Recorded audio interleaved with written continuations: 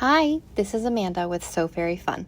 This video is going to be all about the Brother SM2700, and it will focus on things such as threading the upper thread, winding a bobbin, loading your bobbin, changing your needle, and some basic troubleshooting tips as well. The first thing I'm going to show you is how to properly thread the upper thread of this particular machine. Most Brother machines, most sewing machines in general, do thread in this similar fashion, but this one is the Brother SM2700. So you take your spool of thread, and we have our spool pin right here. We place our thread onto our spool pin and pull it so that it is turning clockwise. You want your thread to spin clockwise. And then we're going to follow our path right over here. And since we're threading the upper thread for this one, we're gonna go right over here to the solid lines. These dashed lines show you where to put the upper thread if you are trying to wind a bobbin. But first, I'm gonna show you how to thread the upper thread. So we're gonna take it from our spool pin and we're gonna pull it over here where it's gonna feed through this little metal opening. It's sort of difficult for me to show, but hopefully you can tell that it's going through this metal opening right here, just like that. And we're gonna pull it straight down. I'm gonna change my angle so you can see where to go next. Once you've come through this metal guide at the top for your upper thread, we're gonna come straight down following the thread path in through 2 and around U. Make sure that your wheel has been turned so that the needle is in the highest position, and then we're going to loop around here. We're just kind of sweeping the edges of this like a backwards U now. And if you keep your thread right along with the machine piece itself, it will hook around this take-up lever right there. And then we're gonna come straight down. Number 5 is right here. Step 6 is right here, and this one can be just a little bit tricky, but if you think of it like flossing a tooth, that might help. You want the thread to come in between this bar. So it's going back behind the bar, so you can see that it's back here now. So it's something that can just take a little bit of practice, so don't get frustrated. It just takes some time, and it does help if you use both hands and you have just a little bit of tension there to help get it in. The next thing I'm going to show you is the needle threader. For the needle threader to properly work, you need to turn this wheel until the needle doesn't go up any higher. So we want it in the highest position. So I think it's there now. Needle is in the highest position. I'm going to lower my presser foot. Something that I forgot to mention at the beginning of the video that I'm going to put a little blurb about is to make sure that while you're threading, your presser foot is up.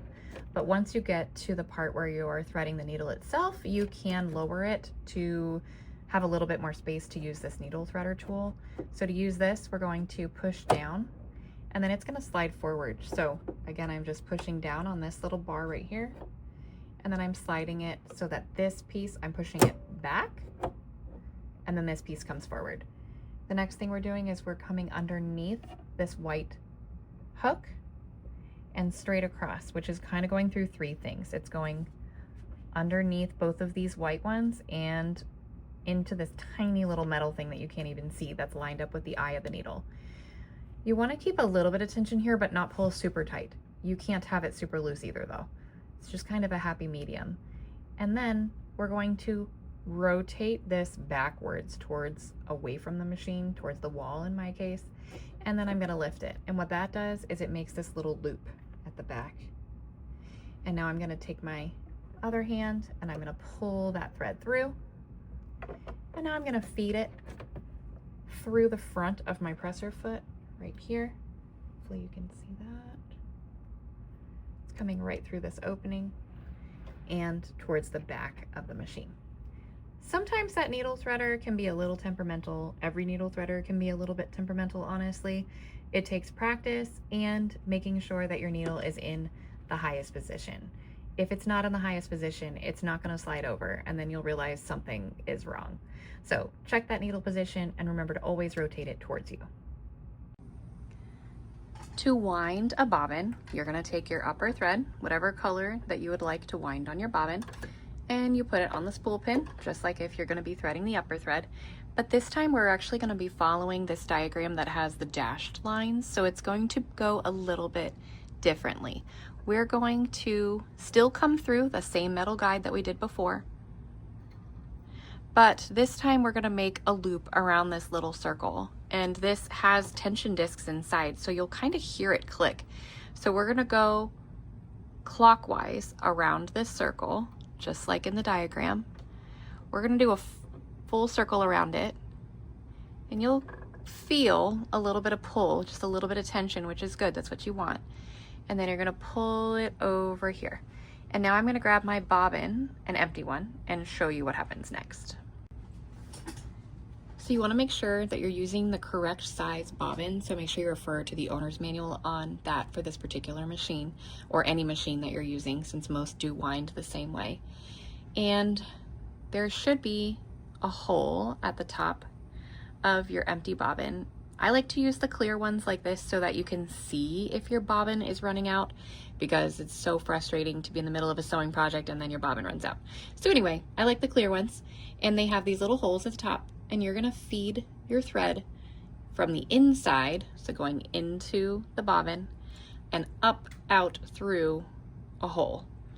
And then we're gonna place it down on this pin right here. This is where the bobbin goes on. And then we're gonna pull that thread, so we don't need it to be crazy long. I'm gonna cut this a little, we don't need it that long. The next step is sliding this over. When you slide over this pin right here that the bobbin's on, that's what tells the sewing machine, I'm no longer sewing, now I'm going to be winding a bobbin. So it essentially changes the mode inside of the machine, so it will know exactly what to do. So you're gonna hold this up so that it's not super loosey-goosey, and we're going to gently press on your foot pedal, which is going to start winding the bobbin. Once you have a decent amount on, maybe about like that, you can trim this, but I do like to still leave just a little bit of a tail here because you don't want that to get sucked inside. So once you've got a decent amount on, then you can go ahead and wind the rest of your bobbin. The machine will stop on its own whenever it's full, but it just depends on how much thread you really want for the particular color that you're winding. It is a good idea to make sure that you're keeping a pretty consistent speed when you're winding the bobbin and checking to make sure that it is loading evenly. We don't want a whole lot of thread at the bottom of the bobbin and at the top of it having not much at all. So if that does start to happen and you notice that it's winding uneven, you can take a small scissors or a tool of some kind and just kind of gently guide this thread to be exactly where you want it to go so that the rest of it is even. But this machine winds it nice and even. You shouldn't have to do that on this particular machine, but I have had to do that before. Just something to be mindful of. So I'm gonna stop there. That's plenty of thread for this bobbin for the project that I want to use it for. But if you wanted to fill it all the way, just keep going until the machine stops. And then it's time to cut. So the first thing you're gonna do is slide your bobbin back over to the left. That's what tells the machine, I'm done winding a bobbin. You can cut that tail now. And then we're gonna cut this. And now we have a properly wound bobbin. Okay, so this down here, this is your bobbin cover. So this pulls off by just pulling towards you a little bit and then lifting. So then this piece will come off. And then we load our bobbin so that it makes the shape of a P for perfect. So think perfect bobbin, I need to load it with the tail down so it looks like the shape of a P. And then it's going to drop inside of the bobbin case, just like this. Next, I'm going to zoom in and show you where exactly the tail of this bobbin needs to go next. Once you've dropped your bobbin into the case, it's a P for perfect, you're going to see that there's a little metal bar to the left and a little bar to the right. What you want to do is push gently on the bobbin itself, and then you're making sure that the thread is feeding under this metal guide right there. So hopefully you can see in the video where that's going. So I'm just pushing gently right here on my bobbin. That gives me just a little bit of tension, which allows me to get underneath this metal bar right here. Once you're there, you just follow the path the rest of the way, and it actually ends with a cutting blade, which is going to make it cut exactly where it needs to go. Then you just slide your cover back on, and you're good to go. If you ever need to change your needle, you will make sure that your machine is off, because you don't want to accidentally sew anything. So you would turn it off. I'm going to leave it on for this video so that we have a little bit of light, but you would make sure that if you're doing this at home for safety, or at school if you're using this machine in a school, you would want to turn that off and use another light to try and help you see. I'm going to leave it on just for video purposes so that you can see. And to change the needle, if it breaks, it's something that can happen sometimes. It's okay, it just happens. You're going to turn this little metal piece right here, and this will let that needle come out. This one's on here pretty tight, so I'm going to have to grab a tool.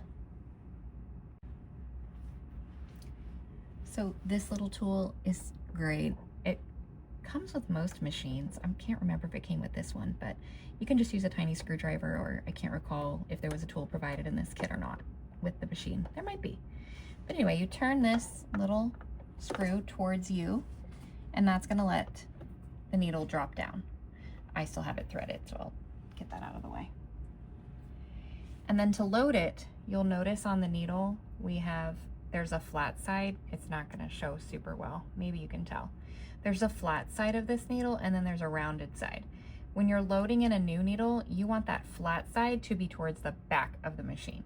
It'll only go in one way, and that's with the back towards the flat end towards the back. So then you're going to just slide it in and push up until it hits that little circle. Hopefully you can see the little circle I'm talking about. Boop, right when it hits right there, right there. That's how I know it's in the highest position. That's as far up as the needle can go. And then we're just going to tighten this until it's nice and snug. You don't want your needle falling out while you're sewing, so you may need an adult to help you with this part, but just wanted you to know how you change that if a needle were to ever break. So that's how you change a needle. The next thing is how to change your presser foot if you ever wanted to change it. The foot that's on in most of the projects that I do, that I recommend, is just the standard foot. But if you wanted to change it to a different foot, you're going to raise this lever that lifts your presser foot, and then at the back of your machine, which is kind of hard to show in the video, but you'll see at the back of your machine, and you can feel it if you reach behind, there's a little black lever, just a tiny little button, and when you push it, that foot will drop right off. And then you could put on whatever foot you want. They all go back on the same way. To put it back on, you just line it up so that it's right underneath this little bar, and when you lower it, it'll just click right on when you have it in place correctly, like this. And you'll hear the click, and then you can lift it, and you're ready to sew. Another thing to remember is that, especially if you've just threaded your machine for the first time and you try sewing and something's not right, is, as a general rule, if the mess of thread is underneath, then it's probably a problem with your upper thread. If you have a mess on top, there's probably something wrong with how you've loaded your bobbin. So make sure that you correctly went underneath that little metal bar that we talked about, that you loaded it correctly with a P for perfect. Those are just some basic troubleshooting tips, but don't panic. Everything's fixable. It's gonna be okay. Just have